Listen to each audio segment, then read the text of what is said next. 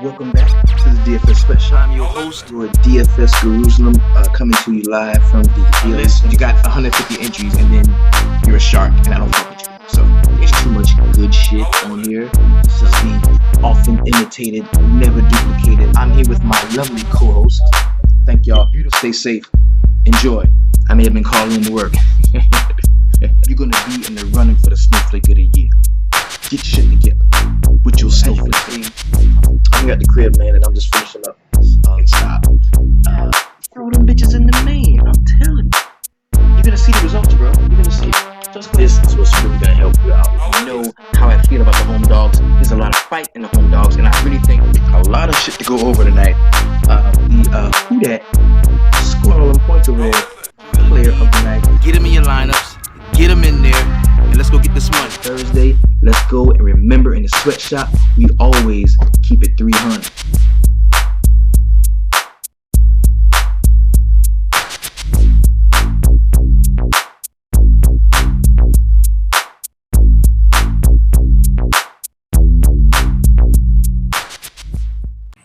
Welcome to the DFS Sweatshop. I am your host, the DFS Jerusalem. And you can follow me, of course, on Twitter at DFS Jerusalem.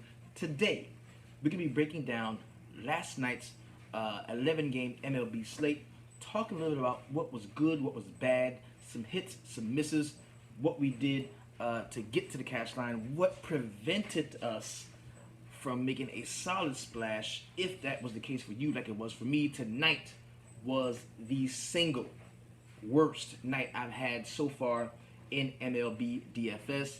I'm talking atrocious. It was a horrible night. Kaheem Jones just stepped into the spot. As you know, what's going on, Leroy McConnell? I do have the family with me. Everybody in the DFS Sweatshop VIP group are now here online, ready to get it cracking. We're showing some love to the YouTube fam tonight. We'll be talking about what happened in last night's slate. Looking forward to today's slate. Checking out some of the pitching, really, because we've got a ton of pitching on today's slate. So that's something that we've got to go over at length and in detail. Then, once we go through the games, we're going to close the curtain and jump into the VIP.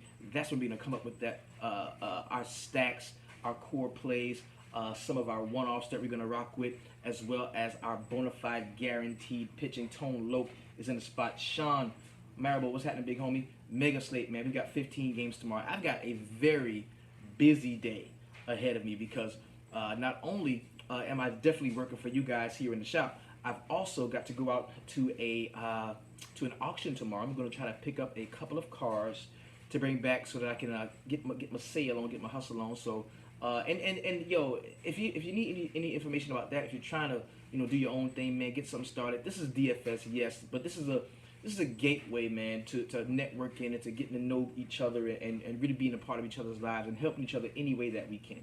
It's definitely a big deal for me, man, because, I mean, yo, there's no limit to what we can do. We put our heads together, man. You guys know a lot and definitely can help me out, and I'm willing to do the same for you. So, first things first, man.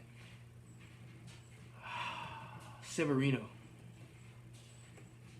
Motherfucking Reno. Dude killed me, bro.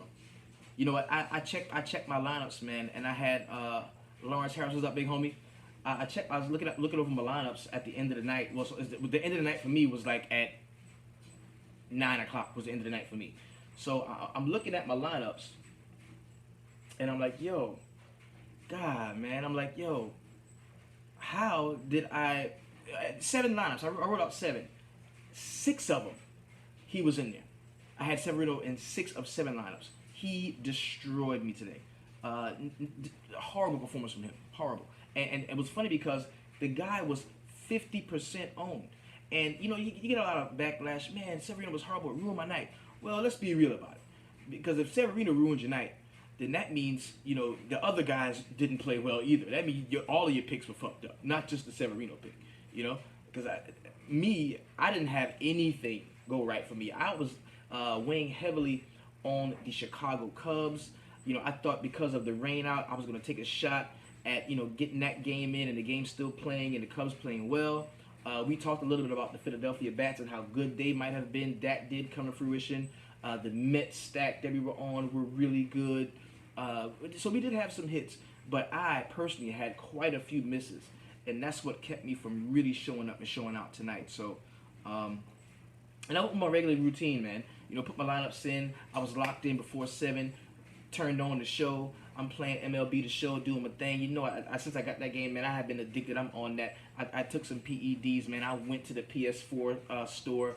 I was playing bad, was batting about 220. I was like, fuck this, I'm going to buy some shit. So I go in the PS4 store, buy some points, and I boost up my player, and I'm doing well. Bam. So I look at my lineup. So I'm like, oh shit, what the fuck? I have 23 points. It's 9 o'clock. I have 23 points. My best lineup right now has 36 points. It's 9:15. What's going on? Check out the games, man. It is horrible. It was a bloodbath, a murder scene for me. Not good at all. But that is why you manage your bankroll properly. You never lose it all, right? Played 10%, lost my complete buy-in. But that's why you stick to your bankroll management. You continue to manage your bankroll so you can be here all year long. You got a long season. We're gonna have nights like this. Hopefully, you don't have too many, but we're gonna have them nonetheless. Okay. So looking at some of last night's performances. There's a few guys that stood out, and I'm gonna say if we were on them or if we weren't. Okay. I'm starting to see a pattern. I'm going to try something different tomorrow. Play the other teams that the experts are talking about. I can dig that. All right. So the highest scoring pitcher on tonight's slate was Daniel Norris, a guy that I was completely not on. Anthony Bowles, what's happening, big homie? I was completely not on Daniel Norris. Some of the cats in the shop were at 6.7K to get the highest scoring pitcher on the slate. Money. Awesome. Then we had Lance McCullers. All of us were on him. Marco Estrada. I was on him, but I just couldn't play him. Rick Porcello. Remember the love I was showing for Rick Porcello. Kind of got talked off of him a little bit. Wei Yin Chen. I was never on him. 19 points for him. Garrett Cole, 19. Jake Ordozzi, 19.45. And Vince Velasquez, 17.65. So there wasn't a ton of great pitching on tonight's slate. But if you rostered around that mid-level, man, you were definitely able to make a positive return on that investment. Fantasy Phenom just jumped in the spot. What's going on, big homie? Kyle, the big homie. Good to see you, man. So as far as the batters went, now this is where we had a lot of hits. Jed Gorko, a guy was screaming from the top of his lungs, play Gorko here in the sweatshop. Also, we had Josh Harrison, was a very popular play for a lot of us here. D. Gordon, a guy that I like, wanted to use those left-handed bats. You had Billy Hamilton, a guy that we were on. I thought he was definitely a lock to steal a bag in this spot, and he had 3 stolen bases. Like we were all over that. Tyler Collins, a guy that we talked about from the Detroit Tigers. Jonathan VR, another guy we talked about, 23. Michael Conforto, a guy that the shop was on. So we had some hits. But me personally, I had quite a few misses, and it was very hard to recover from those and still have a profitable night. But we move on, we move along, and we get it going, okay? So first things first, let's go ahead and jump into the slate. We've got the Toronto Blue Jays and the New York Yankees, my New York Yankees. Game still in New York, 15-mile-per-hour wind, shooting out towards center field. We've got Matt Latos and Masahiro Tanaka on the mound for both teams. I kind of like Tanaka in this spot. I think that because we saw... Now you got to ask yourself, are the Toronto bats awakened?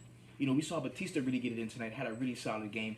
Are the Toronto bats awakened? Or can we expect the same performance we've been seeing from them recently? Well, throughout the whole beginning of the season, as a matter of fact. And I think that's going to be true.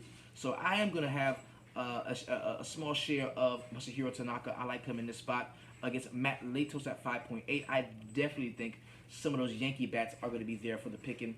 9-run total. This game, not a bad game to target. Next game we're talking about is the Arizona Diamondbacks and the Washington Nationals. Now, we're going to see Tanner Rourke on the mound against Taijuan Walker. I think a lot of people are going to want to play Rourke in this spot. 8.5-point run total. I think for me, I would steer clear of the pitch in this game and rock a little bit more towards some of the bats. I think we can target Taijuan Walker with some of those left-handed bats. Guys like Bryce Harper, Daniel Murphy, even Matt Wieters down at the bottom. Kirk Cover, what's going on, big homie? Good to see you, man. Christopher Marie is in the spot. Good to have you. Charles Jarvis, what's happening, big fam? Good to see you, man. So I'm going to stay away from the pitch in this game. Going to be relying mostly on the bats. Looking at Tanner Rourke, a guy that I would like to attack. maybe some David Peralta, Jake Lamb. I kind of like the spot that those guys are in. Yeah, there'll be several one-offs that I do like from this game. Next game we're talking about is the Baltimore Orioles and the Boston Red Sox. 15-mile-per-hour wind shooting out towards center field. 9% chance of very light rain, so this game should play without incident. Man, the two teams that I was on today, this last slate, I was heavily on Chicago and I was heavily on Boston, and both of those were very disappointing. But a lot of times, you're a day early to the party. And I think that could be the case. I'm going to take advantage of some of these Boston batsmen. In a 9-run total, I think that this definitely, calls for. Well, you look at Chris Sale automatically. Chris Sale at 12.5, I think is going to be a very popular play. Now, we saw, tonight, or maybe not, because a lot of people have been being burned by paying up for the high dollar pitching. And I think we're going to see a trend over the next few slates where guys say, man, fuck that. I'm not paying up for that type of pitching. I'm going to be paying down at the pitching spot and then paying up for bats. I think that's going to be a strategy that we're going to see a lot of people employ. And that makes perfect sense. Stack Baltimore, they hit Sale.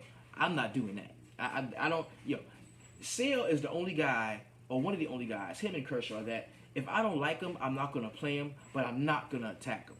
Now that is definitely, the difference between winning a GPP and just merely cashing, because, if Sale gets hit and hit hard and you stack those guys, you're gonna really come out on the great side. So 70% tonight, that was the ownership on Kershaw in the late slate. I think it was about 25% in the main slate. Now Sale actually is a play that I do like. At 12.5, the guy does have complete game shutout upside. I think, in the past we've seen some of these Baltimore guys hit him, but I like him. Oh yeah. No, yeah. Now I did say to prove it. If you don't like Chris Sale tomorrow, play against him. But I think he's somebody that I'm gonna have interest in. Definitely. No Alec Asher for me. Like I said, I will be playing some Boston bats to attack him with. He is the lowest salaried pitcher on the slate at 4.5. And a lot of times, man, if you're new to MLB DFS and you want to know what pitchers to attack, just scroll all the way down to the bottom. That guy rarely really gets it in. He usually gets smashed. Brad Hamus, what's going on, big homie? Good to see you in the spot, man. Next game we're talking about is the Pittsburgh Pirates and the Cincinnati Reds. Automatically off the bat, I love Joey Votto tomorrow at 4.8. We've got Tyler Glasnow on the mound for the Pirates at 6.2, and we've got Scott Feldman at 6.6 for the Cincinnati Reds. I am not particularly concerned with any of the pitchers in this game. And an 8.5 run total with 15-mile-per-hour wind shooting out toward left field, I think that's going to benefit some of the bats in this game. And you can give me some of the left-handers for the Cincinnati Reds as the bats have woken up, and we also see Billy Hamilton out there swiping bags like a motherfucker.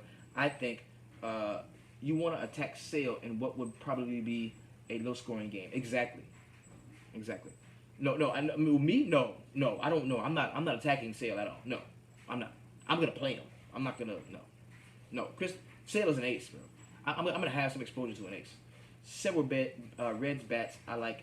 You're interested in Feldman. That's coming from Christopher Marie. I can dig it. Now, attacking Scott Feldman is just as simple as playing the guys in Pittsburgh that are hot right now. Your Josh Bell, your Harrison, maybe a little bit of John Jaso if he's playing, or Andrew McCutcheon. Next game we're talking about is the Cleveland Indians and the Detroit Tigers. We've got a 7.5 run total with Corey Kluber and Justin Verlander on the mound. I will have no Verlander. I'm not going to play Verlander tomorrow. I'm making a stand. I'm not playing him at 10.4, but I do like Kluber at 11.6. Now, I think Kluber can be the alternative.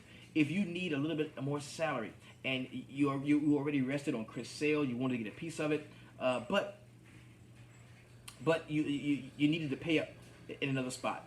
I think you can go down from Sale to Kluber, save that little bit of capital, and still be able to pay up in spots that you like. Now, Justin Verlander has not been able to go the distance the last few games. He really hasn't. It seems like they leave him in just an inning too long, because he's had solid performances, and then once he gets later into the game, he really tails off. And we saw that against Cleveland and Minnesota the last time he played those two teams. So be careful with Verlander. I think I'm in a position where I can attack him because we're going to see a depressed price point from some of those Cleveland bats, just for the simple fact that Verlander does have, ace potential. He does have ace potential. As far as some of the Detroit Tiger bats go, I'm not going to be going there because I do like Corey Kluber a ton, so I won't have any exposure to those Detroit Tigers bats. The next game we're talking about is the Tampa Bay Rays and the Miami Marlins. 9-mile-per-hour wind coming back toward the batter box. We've got a 58% chance of light rain. That's going to be earlier in the day. The dew point is at 73. We've got Alex Cobb for the Tampa Bay Rays and Edinson Volquez at 7.2. Volquez is kind of interesting to me at 7.2. He's a SP2 candidate for me early, somebody that I may be able to look to as I roster some of those higher dollar guys like Chris Sale, like Corey Kluber, a guy that can kind of give me that mid-level exception to go ahead and pay up for bats in other spots. Because we got some really solid bats on this slate today. We really do. And in 15 games, man, and take a look at it too, because inside of that, I think we've got a 6 and a 5 game turbo. So you know what I'm going to tell you to do. Make some lineups in those and throw them bitches in the main. Now, if you wanted to attack Volquez with a couple of the Rays bats, now if we're going to see guys like if we're going to see Kevin Kiermaier back, if we're going to see Corey Dickerson in that spot, I think you can take advantage of those guys. Maybe some Logan Morrison if you want to get a nice left-handed bat against Volquez. 8-run total. The game could score some, so be careful about the pitching in this game. And Alex Cobb, he wasn't bad his last start, I believe. Well, his first start, he wasn't bad. 19.75 against my Yankees. He played them twice, 19 and then 18, and then he's tailed off since then. So yeah, Alex Cobb is not a play that we can definitely we can look at in this spot. So next game we're talking about is the New York Mets and the Atlanta Braves. We've got R.A. Dickey on the mound for the Braves and Matt Harvey at 7.7 for the Mets. You know what? I'm just going to play Michael Conforto. I'm going to continue to play this dude. The dude's been balling out, having very solid games lately. Jay Bruce, even Jose Reyes, Neil Walker. These guys are still extremely cheap, man. And they always play the Atlanta Braves tough in Atlanta. They always do. Now the good thing is I didn't play Freeman tonight. I didn't fit him in tonight, and he didn't hit a jack. So I think he does tomorrow. So I want some Inciarte. I want some Freddie Freeman, maybe a little Matt Kemp Markakis. I like a few of the Atlanta bats. This does classify to me as a game stack once again. I like both of these teams. Don't like any of the pitching in this spot. The next game we're talking about is the Philadelphia Phillies and Chicago Cubs. It's only a 2% chance of light rain in this spot. 66% humidity with a 13-mile-per-hour wind shooting out toward right field. We've got Jeremy Hellickson on the mound for the Philadelphia Phillies and John Lester at 10.6 for the Cubs. I'm not playing John Lester. That price is a little too high. Plus, this Cubs rotation has been quite underwhelming in regards to pitching. Since the beginning of the season, man, this has been quite the underwhelming rotation. And it wasn't supposed to be like this. It really wasn't. It really wasn't. Now, Jeremy Hellickson on the other side of 7.4, a guy that, against any other team, I would take a look at. But because of the Cubs took that loss the way they did, the 10-2 pounding they took from the Phillies at home, I think those guys bounced back in a major way. I was a day early on a Chicago stack, and I'm going to be taking a look at that and taking that into the sweatshop to let those guys chop that up for me and see what we come up with. I definitely think we can go again to the Philadelphia bats against John Lester. Definitely a pitcher that we can attack. Has not been very great lately. We're looking at 20, 21, 21, 20, 22. So he's not, straight mowing cats down, destroying people. But I think that the way the Philadelphia Phillies have been playing, we can take a shot at him with a couple of those Philadelphia one-offs. So I don't foresee them, running up 10 runs like it did tonight. But if you wanted to attack John Lester in a spot or two, I think you can. I really think you can. Next game we're talking about is the Texas Rangers and the Houston Astros. We got Mike Fiers on the mound for the Houston Astros and Cole Hamels at 9K for the Texas Rangers. Don't have any interest in either of these pitchers. I like some of the Texas bats, especially some of the left-handed guys. We got Ruffin Odor. I love Nomar Mazara. He's at 3.6K, and I think he is very due. He's very due to have a solid game 8.5 run total. I like that 13-mile-per-hour wind shooting out toward left field. We can see some very solid scores in this game. I like a few of the Houston bats to target Cole Hamels, man. We've seen Altuve on somewhat of a tear recently. Springer's been playing pretty well. McCann, I think I was a day early on him. I'm going to like him as well at 3.3. So there's a little bit that we can like about this game. I like a few of the guys from this game. Next game we're talking about is the Oakland A's and the Minnesota Twins. We've got Sonny Gray at 7.6 for the Oakland Athletics and Irvin Santana at 8.6. I'm going to tell you now, lock it in, okay? Irvin Santana is one of my favorite pitching prospects on the slate. I like the spot for Irvin Santana at home against a team that is not very good hitting the ball right now. I think we can definitely take advantage of him. Don't think we're going to see a super high ownership. Not even that it matters on a 15-game slate. Santana is a play that I really like. Of course, I want none of Sonny Gray. Yeah, Courtney Smith says Santana is solid. I tend to agree with that. I'm going to be rocking with some Santana. May have him as a solid starting pitcher one in those lineups that I do pay up for the bats, but I like it though. Sonny Gray making his debut tomorrow off of injury, and I think that's gonna garner really low ownership there. I really think it is. And the dude, he's solid. And the Minnesota Twins are not like shaking up the world at all. But yo, I like Santana on this spot. That's where I'll be going. And I think because of that, because of the way I like him, I don't think that I'm going to be playing any of the Oakland bats in this spot. So far, Santana and Tanaka are looking solid for me. And see, I like that. Because if I can play Santana and Tanaka, I'm going to have a leg up on everybody that pays up for Chris Sale. Everybody that pays up pays that 11.6 to go up and grab a guy like Corey Kluber. Like I'm going to have a leg up where it comes to bats. Now, it could roast me because I won't have, what they have in pitching, but I mean, pitchers are the only ones that can accrue negative points. At least with my bats, I can't fall into negative with my bats, right? And there's a couple other guys that we like too. We're going to talk about those guys in just a moment. Next game we're talking about is the Chicago White Sox and the Kansas City Royals. You've got Danny Duffy at 8.8 for the Royals and Jose Quintana at 9.1 for the White Sox. I do like Quintana. I am on Quintana. Quintana has amazing K upside. He really does. And the strength of a lot of those of the Royals order, if you want to call it a strength, is their left-handed bats. And I think that Quintana being that solid left-handed pitcher with tremendous K upside, I think he can get the ball past those guys.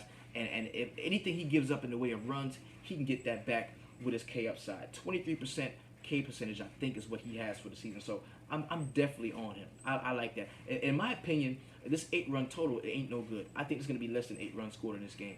And I'm going to have a piece of the pitching. The Royals are starting to heat up. It's coming from a Kansas City Royals fan, the homie Kenny Shave.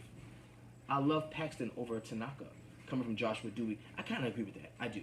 So I'm going to have a limited amount of Tanaka, but I'm going to have some Paxton. We're going to talk about that in just a moment. Next game we're talking about is the Milwaukee Brewers and the St. Louis Cardinals. Willie Peralta against Carlos Martinez. Martinez is at 8.9. We've got Peralta at 6.1. We can definitely take advantage of some of the St. Louis bats. I'm telling you, my favorite play right now, hands down, I'm going to tell you my favorite play on tomorrow's slate is Matt Carpenter. Do I have to stand up to do this, or can I sit down? You know what? I'm playing Matt Carpenter 50% tomorrow. There it is. I made my stand. I'm going into the shop after we finish this. I'm gonna close the curtain and I'm gonna go in there and I'm gonna let them beat me up like they always do every night and tell me what to do and what I'm doing wrong. But I'm coming out with Matt Carpenter. No matter what I go in there with y'all with, no matter what I take in there with y'all, I'm coming out with Matt Carpenter. I don't give a fuck. I'm playing Matt Carpenter. I love him in this spot. Guaranteed. Dumb. Yardy tomorrow for Matt Carpenter. I said it, and I mean, play Matt Carpenter. Go 100. I don't know if I can go 100. They tell me to go 100%. If I make a stand, they say a stand in a stand. You can't stand up, but you say, okay. They say I can't stand up and not go 100%. Well, goddamn it, I'm doing it. I love Carpenter tomorrow. That's my man. I'm all in. That being said, I am going to have a few core stacks around him as well. And the only reason why I'm not going to go 100% Matt Carpenter is because I do want to get a piece of that almost guaranteed jack we're going to get from Freddie Freeman in Freddie Freeman Stadium, SunTrust. You know, I mean, Freddie Freeman's going to have a nice game as well. So I'm not going to be 100%, but where I don't have Carpenter, I'm going to have some Freddie Freeman. But I love Matt Carpenter, man. He's my favorite play on the slate. I love him in the spot. And he's 4.2. That's what I really like about him. So Willie Peralta is definitely somebody who we're going to be attacking. I don't want to go, so a lot of people are going to be stacking St. Louis. They're going to stack St. Louis. I'm not going to go that far. I'm going to grab my favorite play, my favorite one-off, and I'm going to roll another direction. Now, Carlos Martinez at 8.9 is kind of interesting. A guy that can get strikeouts against a team that does strike out a lot, but this team also hits a ton of home runs. Now, Ryan Braun could be back in the mix. I know he's been day-to-day so far. We saw the homie Travis Shaw bang one out the park today to win the game, a 3-run shot. That's a guy you got to be aware of, as well as Eric Thames. He's not going to suck forever. Like, he's had underwhelming last couple of games, but he's going to be Eric Thames again soon. I'm sure. So no Willie Peralta for me, no Carlos Martinez, but give me all the Matt Carpenter, and I'm going to say it. Pour him on me, baby. Next game we're talking about is the San Francisco Giants and the LA Dodgers. We've got Matt Moore at 8.2 against Alex Wood, and there is a law in the shop. I don't want you to forget the law. What's the law? We start left-handed pitching against the Dodgers. And that's what I'm going to do. I'm going to have some Matt Moore tomorrow. The last time I played him, it was a very solid play. All right, 26.75 DraftKings points. And guess who that was against? The Dodgers. So, lefties versus Dodgers is a thing. So I'm going to be playing them. And for that reason, I will be playing any Dodgers bats. Now, against Alex Wood, do I like some of those San Francisco guys? Not really. You look at Arroyo, man, he's still cheap at 3K. Had a pretty solid game today. You look at, especially in San Francisco. That's the hitter's part. You look at Nunez, could be a solid play there. I don't have a ton of interest in these San Francisco bats, but I'm going to be playing some Matt Moore. I'm going to have some Matt Moore against the Dodgers. That's a sweatshop law. You got to have at least one lineup with a Dodgers, with a lefty against the Dodgers. You got to do that. Tanaka is out for me now. Next game we're talking about is the Colorado Rockies and the San Diego Padres. I think this is going to be a spot. You like Buster Posey from Corey Rendell. I can dig that. I think this is going to be, because anytime Buster Posey is under 4K, you got to kind of take a look at him. Because most time he's sitting there waiting for you to play him at 4.1, and you know there's a guy at 2.6 that's going to score more than him. But at him priced down under 4K, I think you can take a shot at him. Now, we got the Colorado Rockies and the San Diego Padres. 5-mile-per-hour wind, 0% chance of rain, 7.5 is the run total in this game. We've got Tyler Chatwood at 6.9 and Trevor Cahill at 5K. That's a very cheap price, bro. Not great pitching tonight. I'm a homer, so Dylan Bundy saved me. Gotcha. Trevor Cahill, man, at 5K is an interesting prospect because he's so cheap at 5K, and these Colorado guys do not hit well away from home, with the exception of Charlie Blackmon. Now, the rest of the order, man, they really struggle. Their home road splits are a disaster away from Rocky Stadium. So, I think that Trevor Cahill, if you're one of those guys that want to pay all the way down for pitching, because you can get the bats that you want and get that higher priced starting pitcher one, I don't have a problem. I won't dispute you for that. I won't. Tyler Chatwood is a no for me. Do you want to attack him with some of the San Diego Padres bats? If you do, maybe want to Ryan Schimpf, 3.6. You might want to take a look at him. Maybe some Eric Ibar. He tends to hit righties pretty well. Cahill at 5K, I can't pass on that. That's coming from Christopher Marie. So the guys in the shop are pretty much on him. San Diego at home, I might do it. Okay. No one will play him. No, I don't. No one's gonna play him. I think Chatwood pitches better away. That's coming from Seth Rudin. And see the beautiful thing, ownership does not matter on a 15-game slate unless you're going to be as low owned as Trevor Cahill is going to be. In a later game at 10-10, 2% ownership, everything he does, you're moving past somebody. You know what I mean? with everything he does, you're going to be moving past somebody. So I think he's definitely a guy that you could take. Yeah, exactly. If you're going to pay down, pay all the way down to him, is what I'm saying. Pay all the way down. Next game we're talking about, and the last game on the slate, is going to be the Los Angeles Angels of Anaheim and the Seattle Mariners. 3 mile per hour wind, 18% chance of light rain. This game should play without incident. This is the late night hammer game on the slate. We've got Matt Shoemaker against James Paxton. Now, how's that for a couple of late night hammers? Last time out, Matt Shoemaker had a very decent start. Everybody told me not to play him, but against Oakland, he has 17.85 DraftKings points, and before that, against Houston, he had 22.75. Now, I think a lot of people were hung up on the last time he played the Seattle Mariners, where he had a negative 5.65, and I think that could happen again. So I am not going to be playing Matt Shoemaker. I am going to be rocking with as many left-handed bats from the Seattle Mariners as I can. No, I'm not playing him. This is not a good matchup for him. It's really not. It's seven run total. I'm a night shift worker, so late nights are my life. Leon V. What's happening, big homie? I agree. Depends on if I like the expensive stacks. Yeah, I can't get the Shoemaker in this spot, but James Paxton is a yes. I like Paxton in this spot. See, here, man, you don't have to pay up for pitching on this slate. You really don't. What's the ideal number of points do we want from pitchers? You know, if you can get 60 points from your pitching, at least 50, you should be in good shape. If you can get 50 to 60 points from your pitching combined on DraftKings, you're gonna be in good shape. Now, just the thought just rose up from the homie Timothy Russell. He made a very good point that Paxton is going to be chalk tomorrow, and you know how we feel about the chalk. Like last night, we got burned by the chalk when it came to Severino. So if we listen to the other sites and we hear what everybody's talking about, and everybody's saying you got to play Paxton, you got to play Paxton, you got to play Paxton, that means don't go 100% Paxton, because if you're all in like we were tonight on Severino, and what happens to Paxton happens to Severino happens to Paxton, you're going to be in a world of hurt the way I am. So be on the lookout for him being like that big chalk. Yeah, I think he's going to be up there in ownership as well. And on the 15-game slate, it doesn't matter as much, but I think he's going to be up there as well. Now, I do like quite a few of the Angels' bats. I'm going to be attacking Shoemaker in this spot. I like Martinez as a pivot off of Paxton. Now, was that Carlos Martinez you're talking about, Christopher Marie? Because I'm not on him at all. The only guy that kind of scares me when it comes to Paxton, man, is going to be Mike Trout.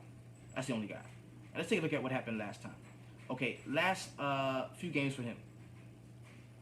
34.75 DraftKings points against Detroit. 9.75 against Oakland. 38.2 against Texas. 32.15 against Houston. And 21.7 again against Houston. So what we know is, Paxton, while he is an inconsistent guy, he also can be prolific. Leon Beal says, how do I get some exposure even though I work at night? I've got caught with the last different... Oh, it's tough. It really is tough, man. It's tough. But Paxton's a guy we're going to be seeing in a lot of lineups. So just to go through it really quick, some of our favorite pitching plays from today. Now, I'm not only going to give you 4. These are the 4 pitchers that you're probably going to see in most of my lineups, right? Let's go ahead and take a look at it. I'm going to bring you over to the board here. I hope you can see it. Maybe you can't. I don't know, but I'm going to be calling out too.